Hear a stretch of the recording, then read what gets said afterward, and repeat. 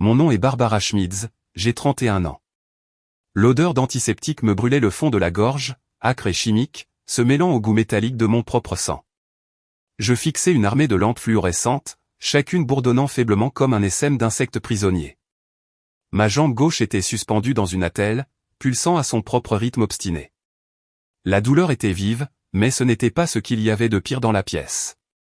Cette nuit-là, allongé dans un box des urgences, du sang séché sur la tempe et du gravier encore incrusté dans mes paumes, j'ai compris quelque chose qui faisait bien plus mal que l'accident, j'étais seul, et pas par erreur. Je ne me souvenais pas de l'impact.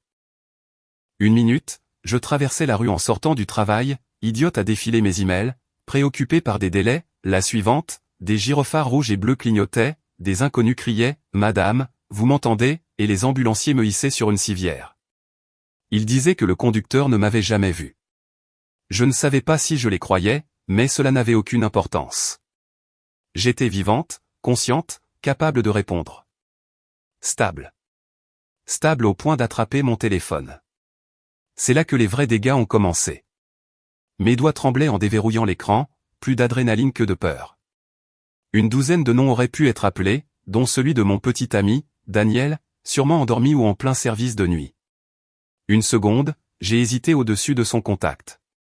Mais ce n'était pas quelque chose que je voulais qu'il vienne réparer. C'était plus lourd, plus ancien. Alors j'ai appuyé sur « Maman ». Une sonnerie, deux, puis la troisième, et ce fut l'irritation qui m'accueillit, pas l'inquiétude. « Barbara, il est tard », lâcha-t-elle, la voix couverte par un vacarme de fond. « Que est-ce qu'il y a encore ?» J'ai avalé ma salive. Je me suis fait renverser, maman. Je suis à l'hôpital. Un battement de silence. Puis la voix de mon père, étouffée et agacée, et celle de mon frère Marc, criant par-dessus tout. Il fait une crise, dit ma mère, déjà à bout. Ils lui ont mis une amende pour s'être garé au mauvais endroit, il est hystérique. Ça peut pas attendre ? Je suis dans le jardin à régler ça. Je regardais la perfusion scotchée à mon bras. Je me suis fait renverser, répétai-je, comme si elle ne m'avait pas entendu. Tu es en train de mourir, demanda-t-elle. Je clignai des yeux vers le plafond. Non. Alors arrête ton cinéma, Barbara. On en parlera demain. La ligne a coupé. Rien n'a explosé en moi. Pas de cris, pas de sanglots, juste une sensation précise, comme un verrou qui se ferme enfin après des années à forcer la clé. J'avais toujours su, confusément, que le chaos de Marc avait sa propre gravité, et que nous tournions tous autour. Mais entendre ma mère mesurer ma valeur à « est-ce qu'elle meurt ou non ?» c'était la réponse. J'ai laissé le téléphone sur mon oreille, écoutant le silence plat d'un appel terminé. L'infirmière a ajusté quelque chose près de mon lit, m'a demandé ma douleur, j'ai murmuré « gérable », parce que ça l'était. La douleur physique était simple, on pouvait la pointeur, la mesurer.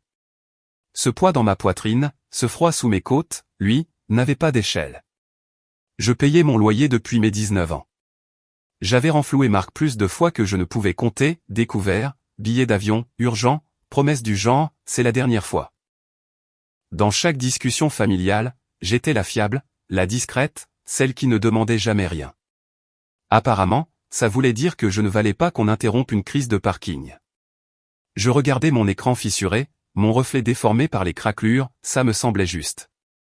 J'aurais pu appeler Daniel. Il serait venu, sans poser de questions. J'entendais déjà sa voix encore ensommeillée virer à la panique, « Quel hôpital ? » J'arrive.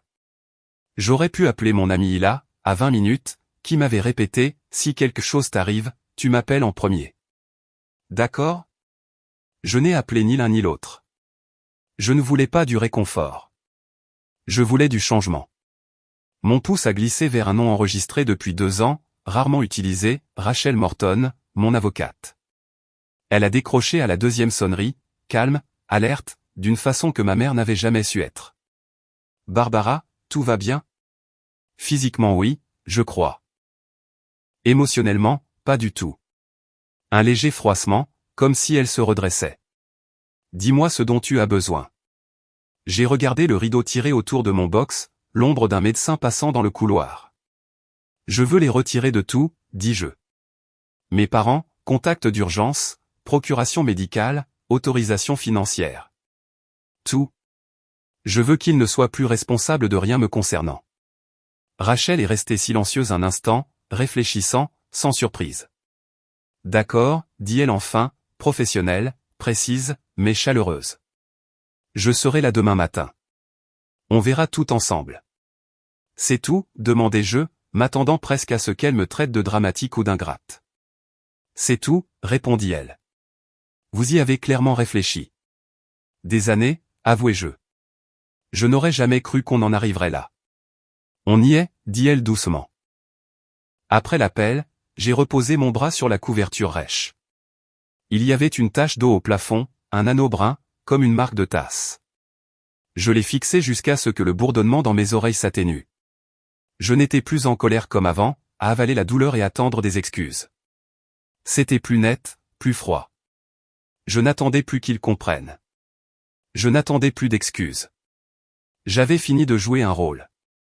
Pendant des années, j'avais confondu silence, efficacité et disponibilité avec force. Mais la force, je commençais à comprendre, n'avait rien à voir avec ce qu'on supporte en silence. Parfois, la force, c'était une signature qui coupe la dernière excuse qu'on a pour vous traiter comme un objet. Rachel est arrivée le lendemain, blazer bleu marine, ballerine silencieuse, l'air de quelqu'un venu travailler, pas veiller. Elle a tiré une chaise, ouvert son ordinateur, posé un dossier épais. J'ai tout apporté. On commence par la procuration médicale, les contacts d'urgence, les autorisations bancaires. On ajustera. Pas de pitié, pas de « tu es sûr ?» Juste, on commence. J'ai hoché la tête. D'accord. Elle a tout expliqué, point par point, pendant que le personnel entrait et sortait. Dans ce petit carré de rideaux, on semblait démonter une maison bancale qui avait tenu trop longtemps. Vous voulez désigner quelqu'un d'autre ? Demanda T.L. en levant les yeux. Le visage de Daniel s'imposa, puis la voix de ma mère, tu meurs ? Non. Alors arrête. J'ai secoué la tête. Non. Pas pour l'instant. Je ne fais confiance à personne à ce point. C'est très bien, dit Rachel. Mieux vaut être seul par choix qu'entouré de gens qui pensent te posséder. Un rire bref m'a échappé. Pas parce que c'était drôle, mais parce que c'était vrai. Nous avons continué. Chaque nom rayé, chaque case décochée, c'était comme gratter des étiquettes qu'on m'avait collées sans mon accord. Fille exemplaire. Roue de secours. Filet financier. Je m'attendais à trembler, à hésiter. Je n'ai pas tremblé. Quand Rachel referma son ordinateur, ma jambe me lançait, ma tête battait, mais je me sentais plus légère. Pas heureuse. Pas encore. Mais claire. Je préviens l'hôpital, votre assurance et votre banque cet après-midi, dit-elle en empilant les formulaires. Elle glissa une copie dans une enveloppe et la posa près de moi. D'ici 24 heures, vos parents seront retirés de tout. C'est à vous maintenant. L'enveloppe paraissait plus lourde que du papier. Ce n'est pas un redémarrage, Barbara, ajouta T.L. doucement. C'est une limite. Ce n'est pas la même chose. J'ai hoché la tête, incapable de parler. Quand on m'a enfin autorisé à sortir 2 jours plus tard, la jambe immobilisée dans une attelle et une douleur sourde sous la peau, je savais que plus rien ne serait comme avant. Rachel avait déjà prévu une voiture pour me ramener chez moi. Pas de fleurs, pas d'adieu dramatique, juste la logistique réglée, comme si j'étais quelqu'un qui valait la peine d'être planifié. Je serrais l'enveloppe contre ma poitrine tandis que l'agent de service me conduisait vers la sortie. Dehors, l'air semblait plus vif, comme si le monde était soudain plus net. Les voitures passaient, les gens marchaient, perdus dans leurs propres soucis. Au loin, une sirène hurlait. Je réalisais, alors que le chauffeur m'aidait à m'installer sur la banquette arrière, que ma famille n'avait aucune idée de ce qui venait de changer. Ils étaient encore dans leur jardin, tournant autour du dernier désastre de Marc, convaincus que je resterais toujours le satellite silencieux, prêt à être ramené en orbite. Ils ignoraient que je venais de couper le fil. Alors que la voiture quittait l'hôpital, je posais ma main sur l'enveloppe manilla sur mes genoux. Ce n'était pas une déclaration de guerre, c'était une reddition. Mais je ne me rendais pas à eux, je me rendais à la réalité. Et pour la première fois de ma vie, je n'attendais pas que quelqu'un me dise que c'était acceptable. C'était tout simplement le cas. Mon appartement me parut étranger dès que j'y mis les pieds, comme si j'entrais dans une version de ma vie que j'avais maintenue pour quelqu'un d'autre. Le trajet avait été silencieux, juste le ronronnement des pneus sur l'asphalte et le sifflement occasionnel des freins. Le chauffeur m'aida jusqu'à l'ascenseur, puis à ma porte, puis partit avec un hochement de tête poli, me laissant debout sur une béquille, regardant un chez-moi qui n'avait jamais vraiment été le mien. L'air à l'intérieur était immobile, presque stérile, comme ces espaces où la personne qui y vit joue un rôle au lieu de l'habiter. Les coussins du canapé étaient parfaitement disposés, la table à manger impeccable, la couverture pliée en rectangle net comme si j'attendais un invité qui n'était jamais venu, ou pire, un qui n'avait jamais existé. Je fis quelques pas lents et irréguliers vers le salon, chaque raclement de béquille amplifiant le silence. Je vivais vraiment comme ça, murmurai-je. Ma jambe pulsait, mais ce n'était rien comparé à la conscience vibrante de combien de cet appartement était façonné par les attentes. La voix de ma mère me disant de garder les choses présentables au cas où, mon père me rappelant de rester flexible, mon frère Marc demandant s'il pouvait rester quelques jours, ce qui se transformait toujours en semaines. Les serviettes pour inviter dans le placard, l'art neutre que ma mère disait moins chaotique, le congélateur rempli pour d'éventuelles visites familiales inattendues. Il n'était jamais venu. Et pourtant, j'avais vécu comme si un jour, il pouvait venir. Je m'assis sur le tabouret du comptoir de la cuisine et fixai mon réfrigérateur. Aucun aimant, aucune photo, aucune trace de personnalité. Juste un rectangle froid et gris, une surface vierge, à l'image de la façon dont ma famille préférait que je sois, fonctionnel, neutre, facile à ignorer. Je soufflai longuement, tremblante. Voilà à quoi ressemble une vie construite autour du confort des autres. Pas la mienne. Mon téléphone vibra. Un message de Rachel, toutes les entités ont confirmé la restriction totale d'accès. Vous êtes désormais la seule décisionnaire pour tous les aspects médicaux et financiers. Je le lus 2 fois, puis une 3e. Ça me frappa plus fort que l'accident. Mes mains tremblèrent légèrement, non pas de peur, mais du choc d'être libre. Vous êtes désormais la seule décisionnaire. C'était comme entendre mon propre nom prononcé clairement pour la première fois, comme si quelqu'un avait retiré le ruban de ma bouche après une vie de conformité silencieuse. Je répondis, merci. Cette phrase résonne plus fort que tout ce qu'ils m'ont dit depuis des mois. Un instant plus tard, elle répondit, parce qu'elle est à toi. Je posai le téléphone, les yeux piquants plus que je ne voulais l'admettre. L'appartement était trop silencieux. Pas dans un sens de solitude, juste honnête. Je pouvais entendre le léger bourdonnement du réfrigérateur, le trafic lointain plusieurs étages en dessous, le doux souffle de ma respiration, pas de voix exigeant des explications, pas de pas frénétiques, pas de portes claquées, pas de cris, juste moi et le bourdonnement d'une vie que je n'avais pas encore commencé à vivre. Je scrutais à nouveau la pièce, la bibliothèque parfaitement rangée, les rangées de romans que je gardais parce qu'ils paraissaient respectables, pas parce qu'ils m'importaient, la photo de famille encadrée d'un voyage où j'avais passé la semaine entière à faire semblant de ne pas remarquer qu'on m'avait exclu des plans. Je me tins sur une jambe et boitai vers le mur, soulevai le cadre et fixai la photo. Là, j'étais, souriante avec un visage qui n'était pas le mien, les yeux plissés, la posture raide, le genre de sourire qui fait mal après coup, un sourire de façade. Je posai le cadre par terre. Vint ensuite le linge pour inviter. Je rangeai les serviettes pliées et les draps de rechange dans une caisse plastique marquée « Don ». Je n'avais pas besoin d'une maison préparée pour des gens qui avaient clairement indiqué qu'ils ne viendraient pas. Mon téléphone vibra à nouveau. Un message vocal. L'idée de l'appelant me noua l'estomac. Maman. Je lançai la lecture, Barbara, nous avons appris par ta tante que tu étais à l'hôpital. Pourquoi ne nous l'as-tu pas dit? Nous sommes juste choqués. Appelle-nous. Nous nous inquiétons. Le ton préparé, la douceur artificielle, la voix qui tremble uniquement là où elle voulait frapper fort. Je supprimai le message.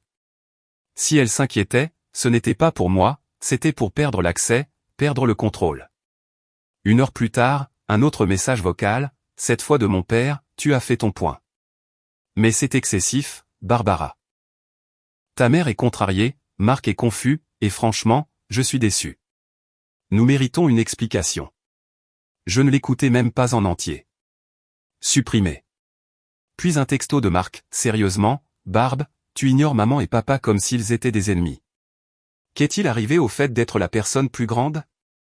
Je laissai échapper un rire incrédule. Pas un rire joyeux, juste celui qui éclate quand quelque chose est trop prévisible et douloureux. Marc avait toujours compté sur moi pour être la personne plus grande, c'est-à-dire la plus silencieuse, la conforme, celle qui absorbe les dommages sans se plaindre. Plus maintenant. Je posai le téléphone face contre table. 1 heure passa, peut-être 2. Le temps semblait différent quand on cesse de se préparer au prochain coup émotionnel. L'appartement semblait trop propre, trop étudié, comme une exposition de musée intitulée « Femme qui ne dérange personne ». Je pris un tiroir, en sortis une petite boîte de babioles, vieilles cartes d'anniversaire, billets, notes d'amis d'université. Je fouillai, laissant les souvenirs se brouiller jusqu'à ce que mes doigts touchent quelque chose d'inattendu, un papier plié, une lettre adressée à mon moi futur, écrite à 17 ans. Je m'assis sur le canapé et l'ouvris avec précaution. La page tremblait légèrement dans mes mains. Un jour, mon moi plus jeune avait écrit d'une écriture désordonnée et pleine d'espoir, « J'espère que tu cesseras de t'efforcer d'être ce que tout le monde attend de toi. » Ma poitrine se serra. Mon moi de 17 ans avait vu la vérité bien avant que mon moi adulte n'ose le faire. Je posai la lettre sur la table basse et, pour la première fois depuis mon retour, je ressentis une paix proche. Pas du confort, pas du soulagement, juste la paix. Une conscience silencieuse et ferme s'installant dans mes os. Je n'étais plus la même personne qui avait quitté cet appartement 2 jours plus tôt.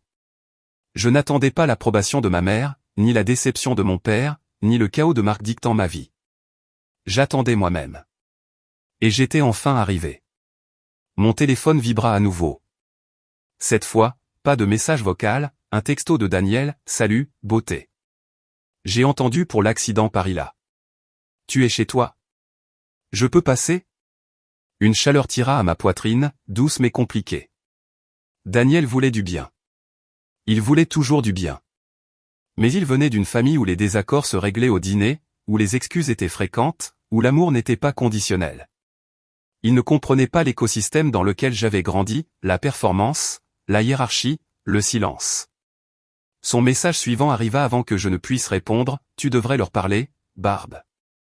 Ce sont tes parents. » Les gens paniquent. Les familles se disputent. Peut-être que tout ceci n'est qu'un malentendu. Je fermai les yeux. Voilà la première petite fissure. Pas de sa faute, mais réelle. Je répondis lentement, « Pas ce soir. J'ai besoin d'espace. Et ne les appelle pas pour moi. » Il ne répondit pas pendant quelques minutes, puis, « D'accord, je suis là quand tu seras prête. » Je soufflai, la tension se relâchant. Au moins, il a écouté. Au moins, il n'a pas insisté. Je posai le téléphone et regardai mon appartement encore une fois. Puis je dis à voix haute, « Pour moi seul, je ne reconstruirai jamais ma vie autour d'eux. » Les mots ne résonnèrent pas. Ils s'enfoncèrent dans les murs comme s'ils attendaient depuis des années. Le lendemain matin, la lumière du soleil filtra à travers les stores en fines lignes hésitantes. Je clignai des yeux, éveillé lentement, la raideur de ma jambe me rappelant que l'accident n'avait pas été un cauchemar, et que les appels téléphoniques non plus. Mon téléphone était sur la table de nuit, éteint et immobile. Aucun nouveau message, aucune excuse, aucune inquiétude, juste le silence, et pas le genre neutre, le genre chargé d'attente. Ma famille avait toujours utilisé le silence comme certains utilisent les voix hautes, comme punition, un retrait de chaleur destiné à me faire bouger la première. Mais cette fois, je ne bougeais pas. Je me redressai, grimaçant tandis que ma jambe protestait, puis me traînai vers la cuisine. Je fis du café. Pas le café faible et aqueux que ma mère insistait à dire meilleur pour la digestion, mais le torréfié noir que j'aimais vraiment. L'arôme emplit l'appartement, plus riche que tout moment que je m'étais permis depuis des années. Je pris ma tasse et m'installai sur le canapé, me laissant aller. Les coussins semblaient différents aujourd'hui, plus doux. Peut-être parce que pour la première fois, je ne m'asseyais pour personne d'autre. Je m'asseyais pour moi. C'est alors que le premier message est arrivé. Pas de ma mère, pas de mon père. De ma tante Clara. Chérie, je ne sais pas ce qui se passe, mais ta mère est dévastée. Appelle-la, s'il te plaît. Dévastée, pas inquiète, pas préoccupée par ma blessure. Dévastée parce que je ne jouais pas mon rôle. Je n'ai pas répondu. Un deuxième message est arrivé 10 minutes plus tard, de mon cousin Nat, les familles se disputent, Barbe, mais les exclure. C'est dur. J'ai fixé les mots un long moment avant de verrouiller à nouveau mon téléphone. Ils avaient tous le même scénario. J'avais simplement cessé d'y jouer. À midi, le soleil avait réchauffé l'appartement suffisamment pour que je ressente une étincelle rare d'énergie. Je boitais jusqu'au placard de rangement et en ai sorti une boîte poussiéreuse étiquetée et vieillerie, des objets que je n'avais pas touchés depuis des années. Le couvercle résistait au début, comme soudé au carton, scellé par le temps et la négligence. À l'intérieur, des fragments de moi que j'avais oubliés. Des carnets de croquis du lycée. Des dessins à moitié finis de rivières, de mains et d'yeux. Des gribouillis d'une époque où je croyais encore que la créativité n'était pas une faiblesse, quand ma mère ne me réprimandait pas pour perdre du temps sur des choses qui ne rapporteraient rien. J'ai pris un carnet et dépoussiéré la couverture. Les traces de charbon sur les bords ont teinté mes doigts comme des ombres. Je feuilletais page après page, voyant émerger la version plus jeune de moi-même. Des traits audacieux, des lignes confiantes, une douceur dans les ombres qui m'étonnait. J'aimais dessiner. Je restais éveillé tard à croquer de petites scènes tirées de souvenirs. Marc endormi sur le canapé, papa réparant l'évier, maman arrosant les plantes sur la véranda. À l'époque, le monde ne m'avait pas encore dit de me réduire. Une vague de chaleur m'a envahi, douce amère. J'ai pris un crayon dans le tiroir et me suis assise à la table basse. Ma main hésitait sur la page.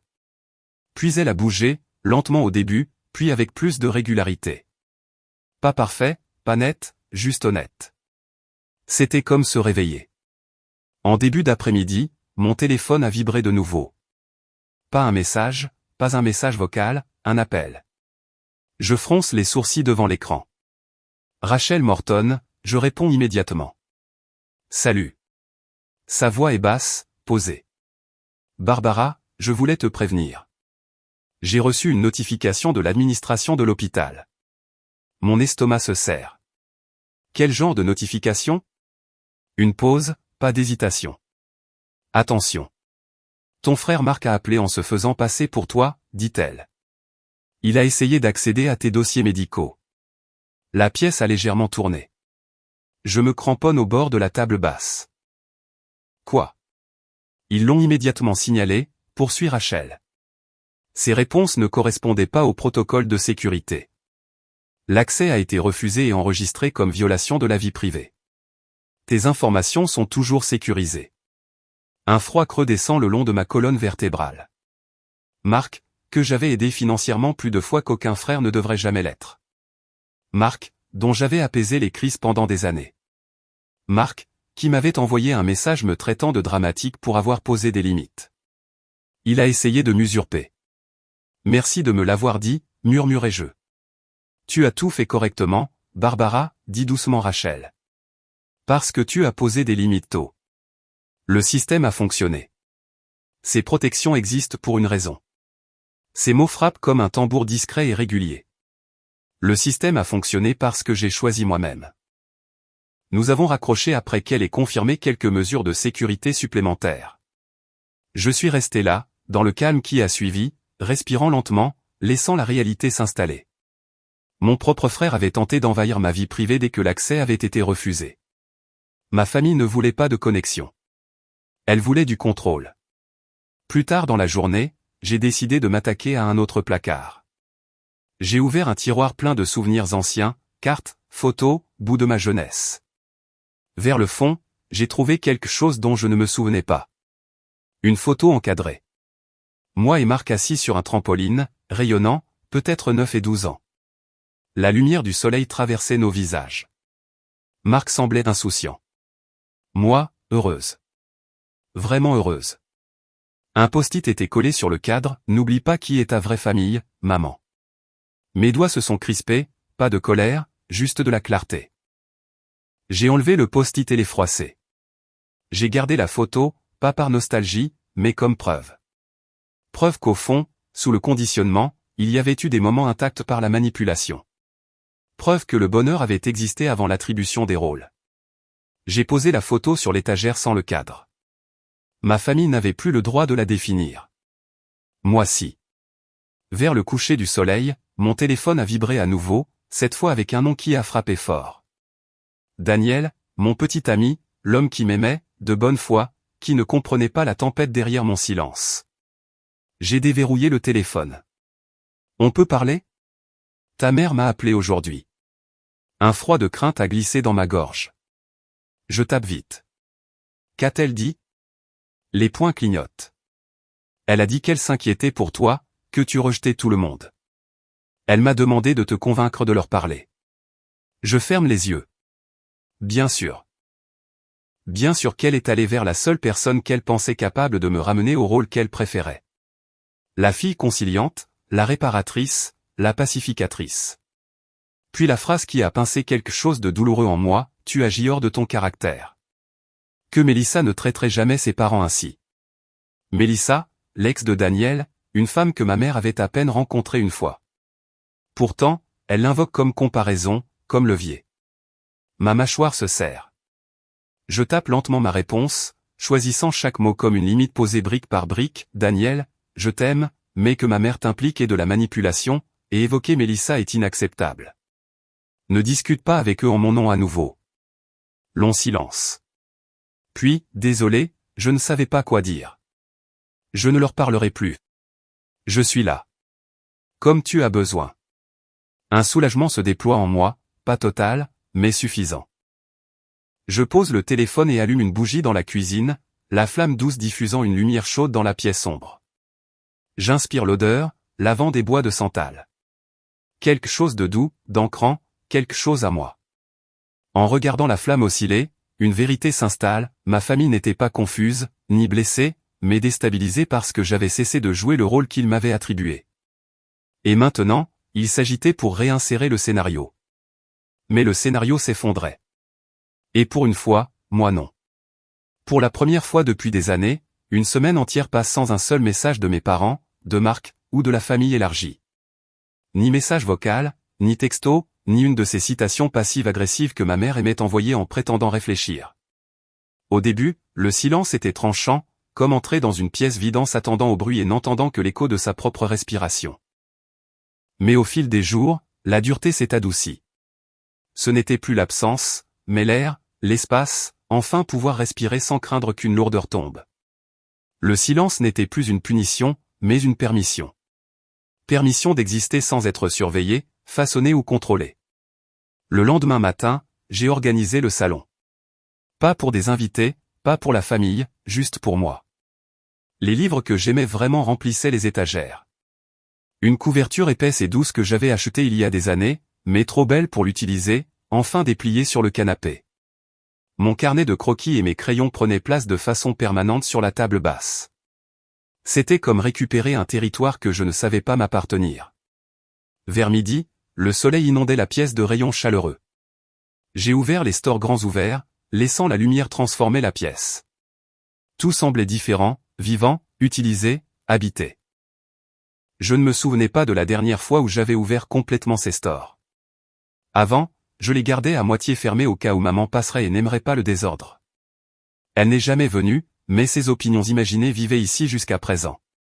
Cet après-midi-là, je me prépare un déjeuner. Simple, mais assaisonné exactement comme j'aime. Pas fade pour correspondre au goût de ma mère. Pas précipité parce que Marc avait besoin de quelque chose. Juste de la nourriture qui me rend heureuse. Je m'assois à la table et prends une bouchée, puis une autre. Lentement, sans hâte. Et entre deux bouchées, une pensée me frappe, la paix a un goût, et ce goût est celui de se choisir soi-même. Vers 15 heures, je vérifie mes emails. Parmi des promotions et newsletters que je n'ai jamais demandé, un nouveau message d'une adresse immédiatement reconnue, le sujet de ma mère, dîner familial. Ce dimanche, parlons. Pas de salut, pas d'excuses, juste un paragraphe nostalgique sur la brièveté de la vie et les erreurs des gens, suivi d'un ordre à peine voilé, nous devons tous être à table pour guérir. 18 heures. Ne soyez pas en retard. Ma gorge se serre, non de tristesse, mais de clarté.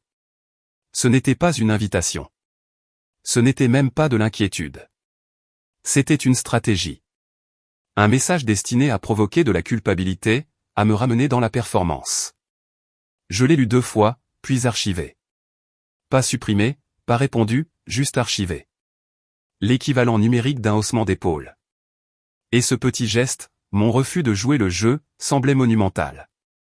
Le dimanche arriva comme n'importe quel autre jour, je fis du café, étirai ma jambe en convalescence, esquissai quelques dessins, ouvris les fenêtres pour laisser l'air frais circuler dans l'appartement. À 6 heures précises, l'heure où le dîner familial aurait dû se dérouler, j'étais assise en tailleur sur mon canapé, mangeant un plat thaï à emporter et regardant un documentaire que je repoussais depuis des mois. Je ne pensais pas au dîner, pas une seule fois, même par curiosité. À mi-chemin de mon repas, je réalisais quelque chose d'étonnant, je n'étais pas hanté par mon absence, je ne me préparais pas à des réprimandes, je n'imaginais pas leur visage, leurs commentaires, leurs jugements, je vivais simplement. Mon téléphone resta silencieux et je ne le consultais pas une seule fois. C'était nouveau. C'était à moi. Les jours passèrent, puis une semaine, puis 2. Le silence continua, toujours volontaire, mais perdant peu à peu sa puissance, s'évanouissant dans le bruit de fond, pas plus menaçant que le bourdonnement de mon réfrigérateur.